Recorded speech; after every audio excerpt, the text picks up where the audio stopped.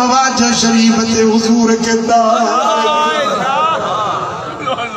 हयात आहे हुजूर मुझो सुने सुञाणे गुलाम पंहिंजा सदन में साई थिए उन्हीअ सां सदन में साई थिए उन्हीअ सां पिरत मां कई जे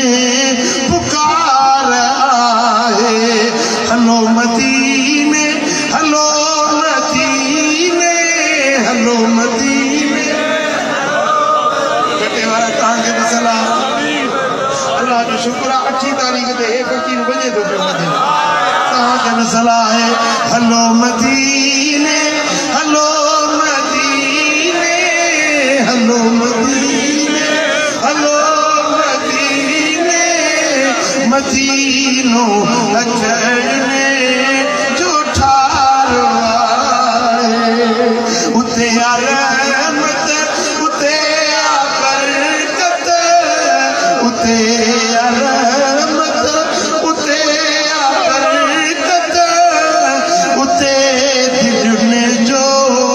करार आहे पर जे ठंडे वारा मदीने न पहुतोई त ठठो भी पर नाहे मुझो हबीब अज भी हयात नबी अज हिते भी साईं करम करम चाहे त करे हां बन्यायूं सैयद ज़ादिया आले रसूल मुर्स गुजारे वियो बेवा औरत बणजी वई नंढड़ियों न्याणियों जन्स निशापुर जे शहर में आई निशापुर जे शहर में बड़ो सेठ हो वडो मालदार हुयो दुनियादार हुयो उन्हें के चई त मां मिस्कीन सैयद ज़ादी आले रसूल है मुझो मुर्स गुजारे वियो आ ही ब मुझो न्याणियों आहिनि असा के अच्छो कोने रहण की जाय नाहे खादे जे ला अटो नाहे असा मिस्कीन सैयद ज़ादियूं आहियूं असांजी मदद वो सेठ दुनियादार पैसे वारो दुनिया मगरूर करे छॾींदी आहे न वो चवण लॻो त तव्हां सैयद ज़ादियूं आहियो कि हा असां सैयद ज़ादियूं आहियूं जे भला जे सैयद आहियो त सनद ॾेखारियो सैयद हुजण जी सनद शुजरो अथव सैयद हुजण जो शुजरो आहे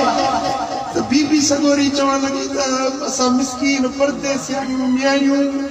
मां बेवा ही यतीम असां को सनद पाण त खणो त कोन था हलो जे तोखे मदद करणी आहे त कर बाक़ी असांखे कानो न असांखे मेणो न ॾे हुजूर जी आल महबूब जे जा बच्चा अल्लाह खेरा तेरा थोड़ी तो सके कानून न सैयद ज़ादा की मिस्कीन सैयद ज़ादी पंहिंजे कंदी सां मोहड़ा उठंदी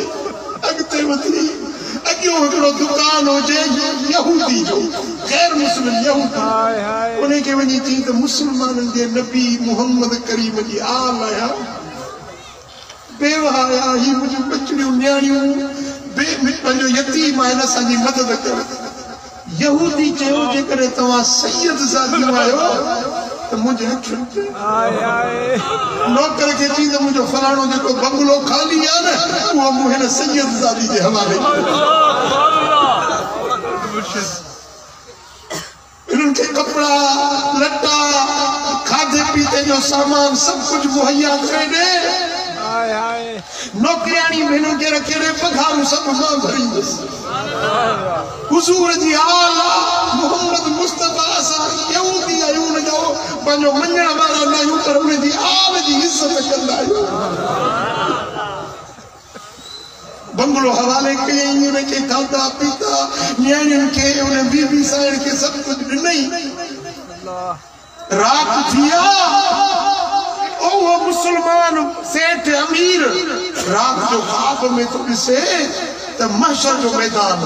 क़यामत जो मंज़र वठ पकड़ लगी पिया मलाइका पकड़ियूं तन के दोज़ख दे वठियूं था वञन के जन्नत दे था वञन पिया हिकड़े मलाइका चे हिन के पकड़ियो कि तुंहिंजूं बदअमलियूं आहिनि तूं गुनहगार आहीं तोखे दोज़ख दे वठी वेंदासीं मलाइका हिन खे ज़ंजीर बाहि जा ॿधा ऐं दोज़ख दे वठी वञण लॻा ओचितो साम्हूं मदीने वारा साईं हुज़ूर जी ज़ात साम्हूं आया जो खबर पई थी महबूब मदीने वारो रण करे चई या रसूल अल्लाह तव्हांजो उम्मती आया मुंहिंजी मदद कयो मूंखे मलाइका दोज़ख ॾे पकड़ियूं था वञनि साईं जन ॾिसी ऐं फरमायो त तूं मुंहिंजो उम्मती आहीं जी हाज़िर मां तव्हांजो उम्मती आहियां मुस्लमान आहियां मुंहिंजी मदद कयो पाण फरमायूं जे मुस्लमान आहीं त सनद ॾेखार पोइ मुंहिंजे बचनि खां सनदूं पुछंदो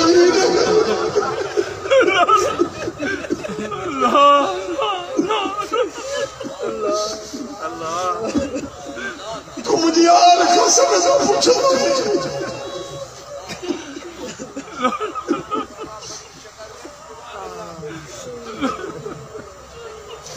मसीह अख खुली वसे बतवे सुबह जो दिए ॾींहुं थियो त नौकरनि खे चई पुछा की मियां जेका कल्ह बीबी आई जे साहब न्यारियूं नंढियूं काॾे वई जोसी फलाणे यहूदी उन के पनाह ए सिद्धो आयो ने यहूदी वटे चई त या जेका सैयद ज़ादिया मुझे हवाले कर चई मां सिर कुर्बान करे सघां थो पर सैयद ज़ादी तोखे न कि भाई तू तो यहूदी आई तू जो छा वने हूं त असांजे मुस्लमाननि जे नबी जी आल जी मूंखे यहूदी न चयो मां मुस्लमान आहियां तू कीअं मुस्लमान थिए तू कल ते यहूदी हुई कि तो अब तो ख्वाब ॾिसी पोइ आयो ही न जेको साईं तोखे राति तोखे पंहिंजो न पियो करे उहो साईं राति मूं वटि आयो हो मूंखे कलमो पढ़ाए मुस्लमान कयो